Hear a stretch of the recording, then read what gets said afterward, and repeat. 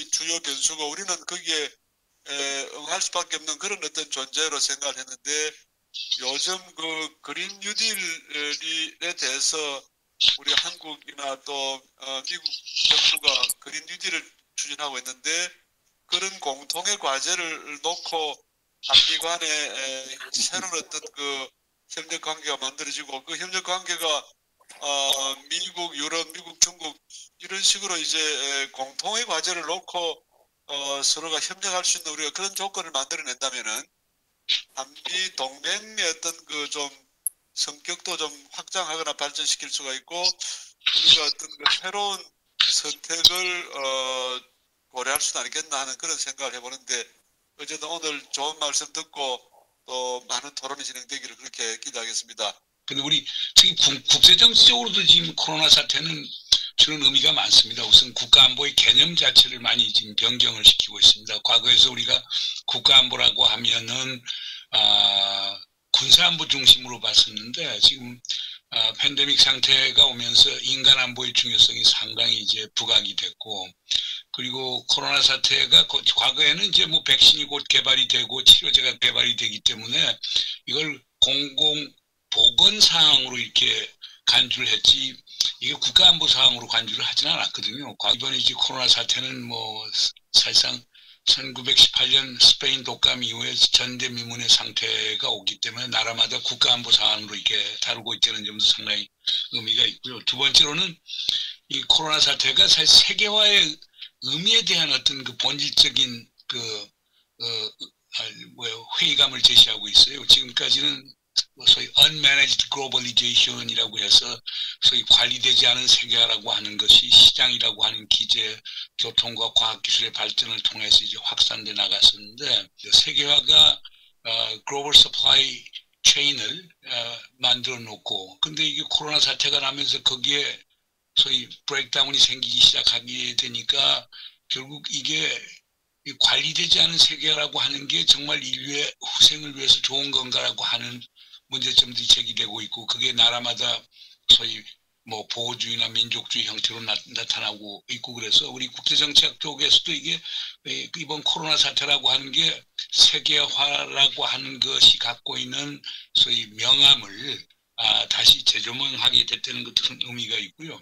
그 다음에 이제 코로나 사태가 우리 국제정치에서는 전쟁과 평화에 대해서 주는 의미도 상당히 큽니다. 이제 그 MIT는 그 베리 포젠이라는 교수는 팍스 팬데미카라고 하는 용어를 아주 고안을 해냈는데 무슨 얘기냐면 이런 코로나 사태 같은 전염병이라고 하는 게 평화를 가져온다는 거예요. 이유는 뭐냐면 자, 이 팬데믹 상태가 이제 지속이 되다 보면은 군인들이 한 군데 모을 수가 없지 않습니까? 게다가 이제 코로나가 장기화가 되면은 사회복지 부분에 대한 투자를 많이 해야 되고 기본소득, 기초소득 해줘야 되고 하다 보면은 군사비에 쓸 돈이 많이 없었기 때문에 전쟁이 일어날 가능성이 적다고 보는 이제 주장을 하는데 또 반대로 그 하버드대학에 있는 스테판 월트 교수 같은 친구는 꼭 그렇지 않다는 거예요. 뭐냐면 1930년대 독일 사례를 얘기를 하면서 지금 코로나 사태가 지속이 되면은 지금 1930년대 Great Depression, 대공황, 그 다음에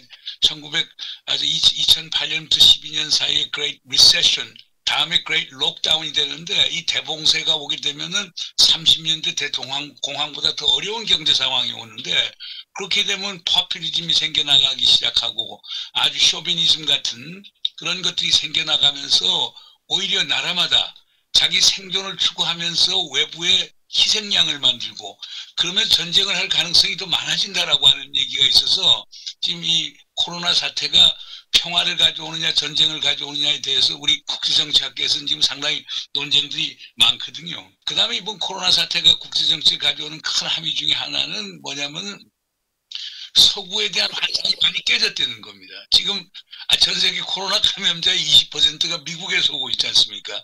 지금 희생이 제일 많은 데들이 미국, 영국, 프랑스, 이탈리 우리가 말하는 소위 서구 선진국들에서 이게 더 많이 확산이 되고 있다고 하는데 주목할 필요가 있죠. 그 다음에 이제 제일 큰 문제는 이 코로나 사태가 나면은 이게 한 국가 노력만으로 될 수 있는 게 아니거든요. 그렇다고 하면 국제적 대응이 돼야 되는데 그러려고 하면 리더십이 있어야 됩니다. 과거 에볼라나 뭐 에이즈 같은 데는 미국이 상당한 리더십을 행사를 했습니다. 근데 이 미국의 리더십이 실종이 돼버린 거예요. Foreign Affairs, Foreign Policy, 아틀란틱부터 시작해서 또 유럽의 몇 개 월간지 뭐 이런 것들을 쭉 종합을 해서 보면은 그 앞으로 국제 질서가 어떻게 전개되느냐에 대해서 5가지 가능성을 얘기를 해요. 하나의 가능성은 가장 비관적 가능성이에요. 해리 키신저 박사 같은 사람은 야 지금처럼 코로나 사태가 4년 5년 장기화가 되고 국경이 폐쇄되고 그 다음에 국제 분업 질서가 마비가 된다라고 하면은 이게 나라마다 성곽 도시 월드 시티를 만들어내는 것 아니냐. 그렇다면 중세가 다시 나오는 것 아니냐. 그것이 아나크로니즘, 소위 시대착오적이긴 하지만 그런 현상이 보이고 있다. 이거는 피해야 되지만 어쩌면 지금 코로나 사태를 빨리 수습을 못하고 중장기화되면 그럴 가능성도 있다라고 하는 주장을 하는 사람들도 있습니다.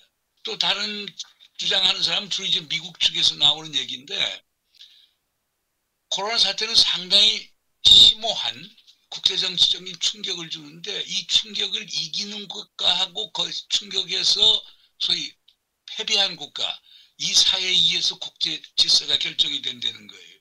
그러면 새로운 역사는 이런 코로나 사태를 성공적으로 극복한 국가가 쓸 것인데 그것은 미국이 쓸 것이라고 주장하는 사람들이에요. 그러면 당연히 그 사람들은 주장하는 게 중국을 의식하죠. 근데 중국은 힘들다. 중진국의 함정, 미들인컴 트랩에서 벗어나기 상당히 어려울 거고 지금 중국 자체가 갖고 있는 지역적 또는 뭐 빈부격차 불평등부터 시작해서 양극화 현상, 그 다음에 뭐 부정부패, 뭐 다양한 현상부터 시작해서 이코노믹 지금 경제적인 어려움, 아주 과도한 부실 채권부터 시작해서 국영기업의 그 부실화 현상, 그 다음에 국유 은행들이 그 부실화 현상 이런 걸 모두 봤을 때 중국 경제는 이번 코로나 사태에서 나지 못할 거라고 하는 예상을 하는 거예요. 반면에 미국이 미래에 대해서 상당히 비관적으로 보는 사람도 있습니다. 이번 사태에서 승리할 국가는 미국이 아니고 중국이라는 거예요. 중국이 왜 그러냐? 미국이 상대적인 쇠퇴 때문에 그렇다는 거예요. 미국이 갖고 있는 지금 인종 갈등의 문제부터 시작해서 과학기술에 대한 투자가 상당히 저조하고 그다음 정치적 양극화가 지속이 되고 미국 중산층이 실종이 되고 이 모든 걸로 봤을 때 오히려 중국의 승산이 더 많다라고 얘기하는 거예요. 이미 중산층이 무너지기 시작하면서 미국에는 스피리추얼 바이탈리티가 없고 지금 최근 상태를 보더라도 미국 내부적인 어려움을 전부 다 중국 같은 외부적인 국가 책임으로 돌리면서 희생양 이론을 하는데 그 미국의 미래가 그렇게 밝아 보이지 않는다는 그런 주장을 하는 거예요. 네 번째로는 이제 규범적이고 상당히 노마티브한 거죠. 그러니까 유엔 중심으로 다시 다자주의가 정상화될 수 있도록 노력을 해야 된다. 그러려고 미국과 중국이 협력해야 되고 그 다음에 뭐 영국, 프랑스, 일본, 오스트레일리아, 독일, 한국 같은 캐나다 이런 국가들이 또 협력을 하면서 유엔 중심의 다자주의 질서가 확립될 수 있도록 해야 된다. 이거는 예측이 아니고 당이론적 주장을 이제 하는데 그 케빈 러드라고 전 호주 총리했던 친구가 이 주장을 하거든요. 그게 이제 팍스 유니버셜리스트라고 해서 보편성 또는 유엔을 통한 이 평화를 주장하는 시나리오가 있고요. 마지막이 그 이제 하버드 대학의 조셉 나이 교수나 그 Council on Foreign Relations 미국 외교 협회 리차드 하스 회장 같은 사람들이 주장하는 건데 코로나 사태 2, 3년 안에 그 진정이 된다. 그리고 코로나 사태가 무슨 군사 무기를 파괴하거나 하는 건 아니지 않느냐. 군사력이 변화가 없다. 그러면 지금 있는 미중 양극 구조 체제가 지속이 될 것이다. 그래서 현상 유지가 될 것이고 그리고 same old way, 그냥 과거와 같은 방식으로 돌아갈 것이다라고 주장하는 시나리오죠. 미중 관계라고 하는 건 참 여러 가지 얼굴이 있는 것 같아요. 여기서 하나 개념적으로 우리가 분명히 해야 될 것은 패권 경쟁과 전략 경쟁이 된 두 컨셉이 있어요. 그러니까 이 컨셉을 우리가 정확하게 알 필요가 있어요. 패권 경쟁이라고 하는 건 기본적으로 전 세계를 상대로 하는 겁니다. 그러니까 패권이라는 말이 영어의 어원에 따지자면 헤제몬이라는 것은 하나의 행위자의 힘이 집중되는 현상을 얘기를 합니다. 그것도 압도적인 힘의 집중. 그래서 영어로 preponderance of power라고 해서 한 행위자의 힘이 집중되는 현상, 50% 이상이 한 행위자에 집중되는 것을 소위 패권이라고 얘기합니다. 바이제몬이라고 해서 그 양두 지도 체제라고 하는 걸 얘기할 때는 두 행위자의 힘이 골고루 나눠져 있는 것. 뭐 이렇게 얘기를 하는 건데, 그래서 패권 경쟁이라고 하는 것은 미국과 중국이 전 세계적 차원에 있어서 지배력을 확보하기 위한 경쟁을 패권 경쟁이라고 해요. 그러면 지금 미중 간의 갈등의 핵심이 뭐냐? 하나는 자기 지정학적 갈등이에요. 그러니까 미국의 인식은 중국이 아시아 태평양뿐 아니고 전 세계적으로 군사력을 확장한다. 이것을 봉쇄해야 되겠다. 그 컨테인먼트는 과거 미국이 소련에 한 거하고 똑같아요. 그러니까 지금 하는 게 쿼드라고 하는 게 사자안보 대화라고 하는 게 미국, 일본, 호주, 인도 네 국가들 사이에 협의를 하고 있고 거기에다가 쿼드 플러스라고 해서 그 4개국에다가 한국, 베트남, 뉴질랜드를 포함을 시키려고 하고 있죠. 그게 일종의 보면은 대중 견제 수단이고 지금 워싱턴에 있는 일부 인사들은 그 쿼드 시스템을 또는 쿼드 플러스를 아시아형 나토로 만들어야 된다. 아시아형 나토로 만들어서 대중 군사 견제와 봉쇄를 해야 된다. 두 번째 이제 경제적으로는 뭐냐? 중국의 unfair trade practices에서 불공정 무역 사례 얘기를 하면서 특히 중국 제조 2025해서 과거 일본 한국에 했던 인더스트리얼 폴리시 산업 정책에 대해서 집중적으로 하면서 결국 그 보조금 지급을 포함해 갖고 불공정 무역 관행에 대해서 이제 타겟팅을 하는 것이고 그다음 그것만 갖고도 안 되니까 그다음 나온 게 디커플링 탈동조화 주장이 나온 거예요. 미국은 중국의 1대1로 정책을 우선 기본적으로 경제적으로도 위협이라고 보고 지정학적으로도 위협이라고 보는데 경제적 위협을 더 크게 생각하는 거죠. 그러니까 지금 미국의 일부 학자들은 중국이 하는 1대1로가 마샬 플랜이라고 생각을 해요. 인프라뿐만 아니고 특히 지금 미국이 신경을 쓰는 게 디지털 실크로드입니다. 디지털 실크로드인데 지금 미국은 어떤 인식을 하느냐면 중국이 실크로드 하는데 도로, 항만, 뭐 철도만 지어주는 게 아니고 디지털해서 통신망 구축에 열을 올리고 거기에 화웨이가 잘 앞장서는데 그 이유가 뭐냐? 중국 기술 표준을 새로 만들겠다라고 하는 의도가 있다고 보는 거예요. 또 중국도 중국 표준 2035라고 해서 2035년까지 몇 개 중요한 과학기술의 표준을 중국 표준으로 만들어서 그걸 세계화시킨다는 전략을 갖고 있거든요. 그래서 그 중국 접근을 테크노 오토리타리아니즘, 기술 권위주의라고 얘기를 해요. 그런 점에서 경제를 통해서 세계적 영향력을 확보한다라고 하는 그런 시각에서 이제 신경을 쓰는 거죠. 세 번째는 이제 아까 얘기했던 이제 기술 마찰의 문제죠. 근데 그 5개의 핵심 부분에서 중국이 미국을 때려잡으면은 미국이 경제력과 군사력이 엄청난 타격이 오는 거예요. 왜냐하면 지금의 경제력과 군사력은 function of science and technology니까 과학기술력이 경제력, 군사력 결정을 하는 건데 그러니까 미국이 거기에 지금 신경을 쓸 수밖에 없죠. 근데 중국 같은 데는 중국 제조 2025부터 시작해서 뭐 천인계획이다, 만인계획이다 이런 걸 통해 갖고 엄청나게 인적 투자를 하고 국제적으로 스카우팅을 하고 또 기술도 절취 뭐도 해오고 그 다음에 외국 투자 기업들 중국 들어가면은 강제 기술 이전 또 요청하고 그게 미국에서 지금 중국에 대해서 내거는 불만 사항들인데 이런 식으로 엄청나게 박차를 가하고 있거든요. 근데 이번 지금 탈동조화부터 시작해서 미국의 제재를 통하면서 지금 중국이 하는 것은 오히려 기술 자립을 더 지금 속도를 강화시켜 주는 거거든요. 이거에 대한 평가도 다 달라요. 그러니까 뛰어봐야 중국이 아무리 애써봐야 별 볼 일 없다라고 생각하는 사람들도 있고 또 다른 많은 사람들은 중국의 잠재력을 절대 무시하면 안 된다. 마지막으로 있는 거는 가치와 이념 충돌이죠. 그러니까 중국 공산당이 코로나 사태만 책임 있는 게 아니고 지금 중국의 억압 체제를 감히하고 있고 지금 중국 공산당은 결국에 전 세계 권위주의 국가들의 비호 세력이 되고 있고 그리고 중국 공산주의를 확대시키려고 그걸 중국 모델이라고 얘기해요. 그러니까 중국 모델을 확산시키려고 하고 그리고 세계적인 패권을 꿈꾸고 있다. 이거 우리가 중국을 막아야 된다. 중국이 세계를 변화시키기 전에 우리가 중국을 변화시켜야 된다.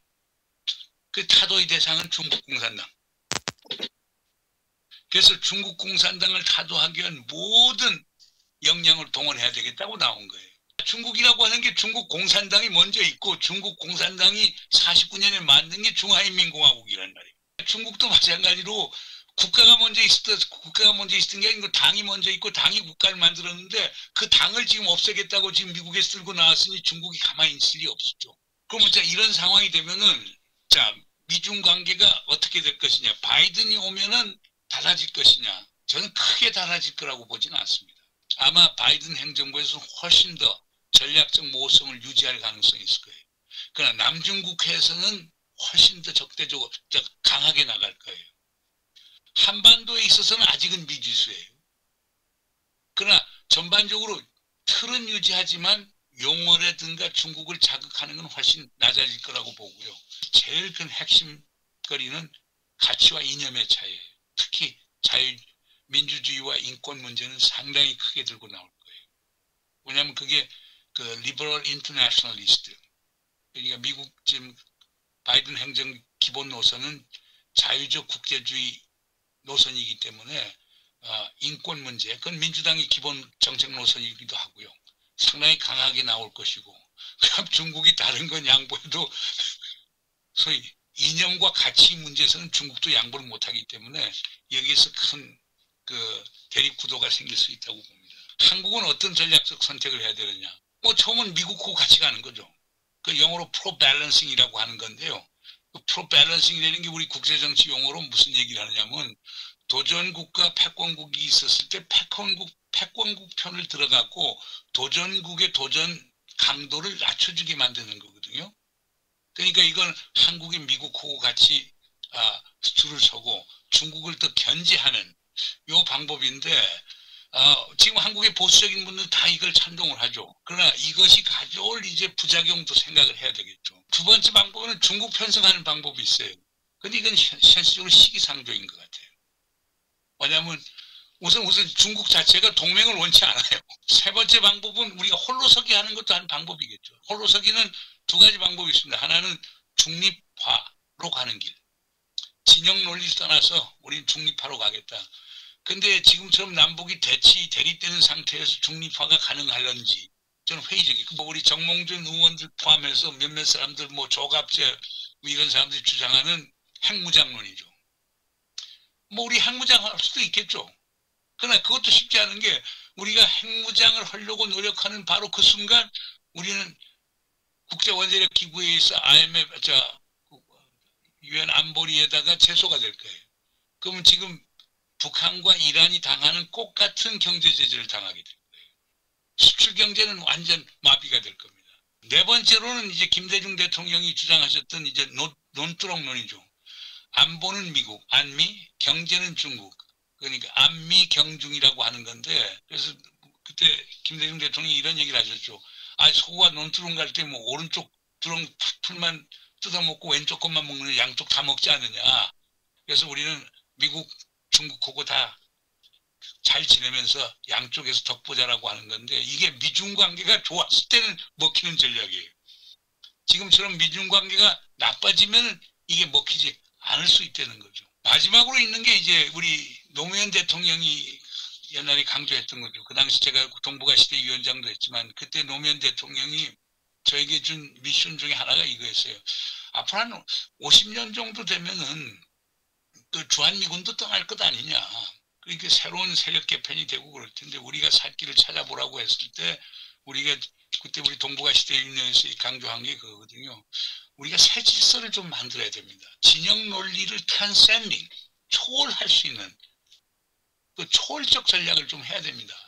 그러려면 경제는 한중일 3국 FTA부터 시작해서 관세동맹, 공동시장, 경제 연맹까지 통화동맹은 아니더라도 이 동북아의 경제 통합을 가속화시키고 동맹을 유지하는 가운데 우리가 미국을 변화시키려고 하는 노력, 일종의 중견 세력 국가들의 컨소시엄을 만들어서 미중 갈등을 미리 완화시키는 데 역할을 할 수 있지 않느냐. 저는 개인적으로는 사실상 이런 그 새로운 질서를 만들어서 우리의 외교적 역할을 하자라고 하는 게 제 시각입니다. 근데 이걸 하려고 하면 우리가 스마트 외교를 해야 됩니다. 그 다음 원칙 있는 결기 외교를 해야 됩니다. 그리고 국민적 합의를 구축해야 됩니다. 그리고 네 번째는 이걸 국내외에 잘 알려야 됩니다. 공공외교를 잘해야 됩니다. 뭐 쉬운 일은 아니겠죠. 그러나 항상 그런 방향, 지향성, 그 intentionality, 그런 지향성을 갖고 가는 것이 우리의 밝은 미래를 가져온다고 봅니다.